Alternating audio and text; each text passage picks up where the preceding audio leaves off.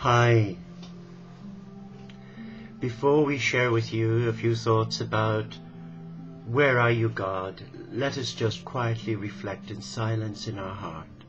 And let us just ask the God of all faiths, the God of none, to speak to us.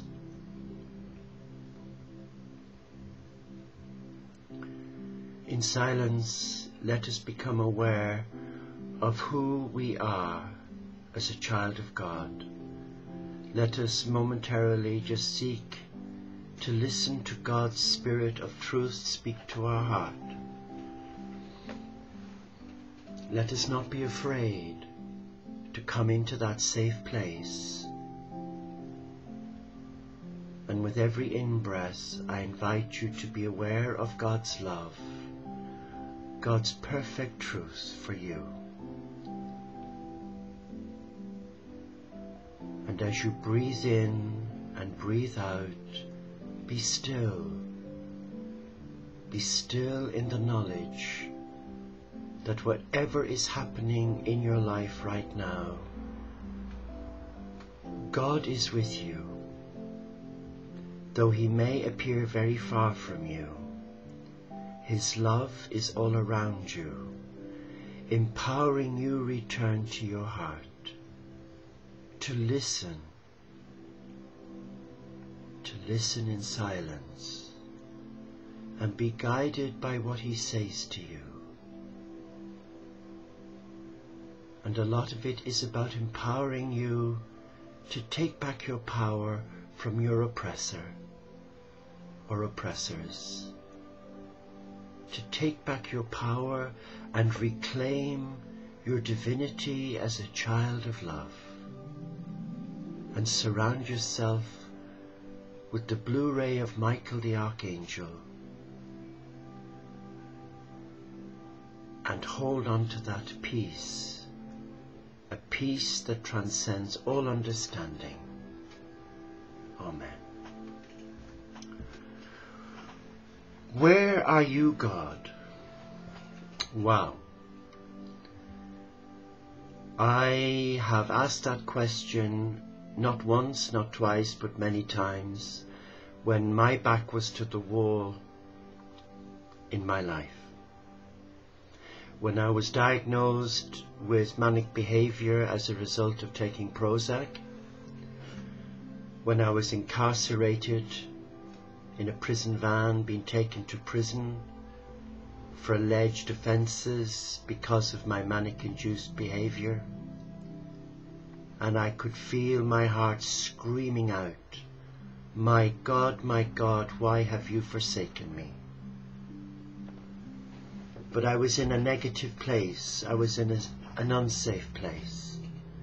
And yes, my back was to the wall, because my ego had been crucified. And I recall now, isn't that amazing? In 1995, when I was with my dear friend, Brother Eddie, and we were chatting to a lovely friend of his who was an elderly nun who worked as a volunteer with the Terence Higgins Trust in London. And she was very polished, very well spoken, and she said to me, Sean, you do realize you will be crucified? And I looked at her in disbelief. You will be crucified for exposing HIV and AIDS as an issue here in North Wales. Well, I was just gobsmacked. But at that time, when I heard those words, I was so full of pomp and ego, because I was so well loved and liked for the work I was doing. I was more focused on my reputation as the founder of the Midia's Mercy House Foundation. I was just ego-driven. But then when my dear friend died of cancer, and my world came crumbling down around me, and I lost my best friend, my heart was broken. My faith was challenged, and my God seemed very far from me. And then I had to face my own demons, many demons, but thank God, though my head was saying to me, and I guess it was the evil one saying, where is your God now? He's abandoned you. Serves you right. Follow me. Follow me. And together we can make some noise.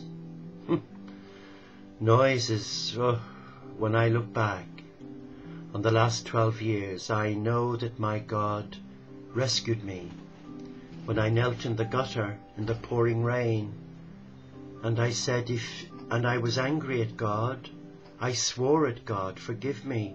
I did. I swore at God to get off his backside and help me and send me 3 archangels. And he did.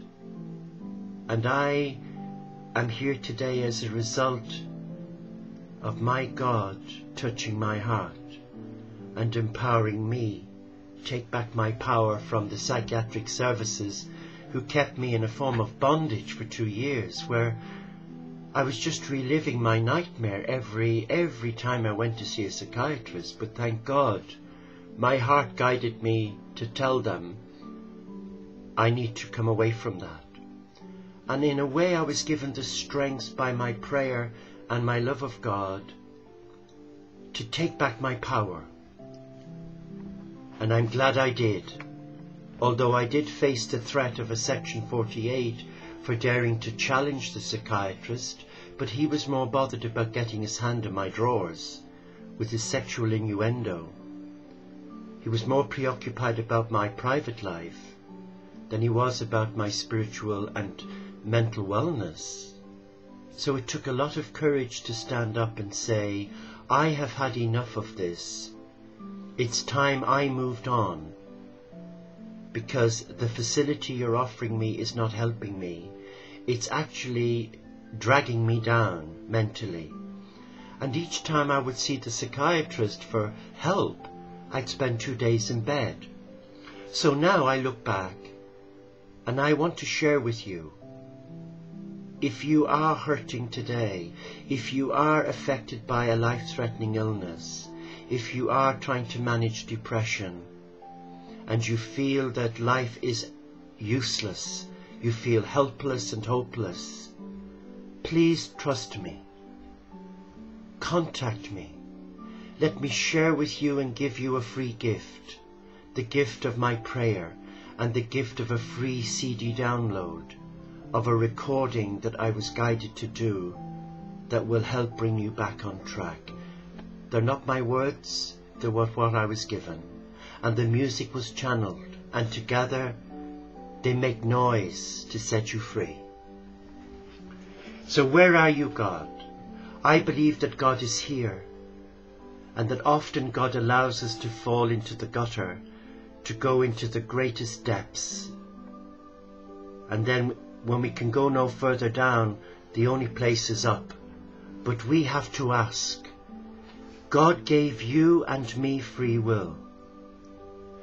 And that is the beauty of loving God. We have the gift to choose yea or nay.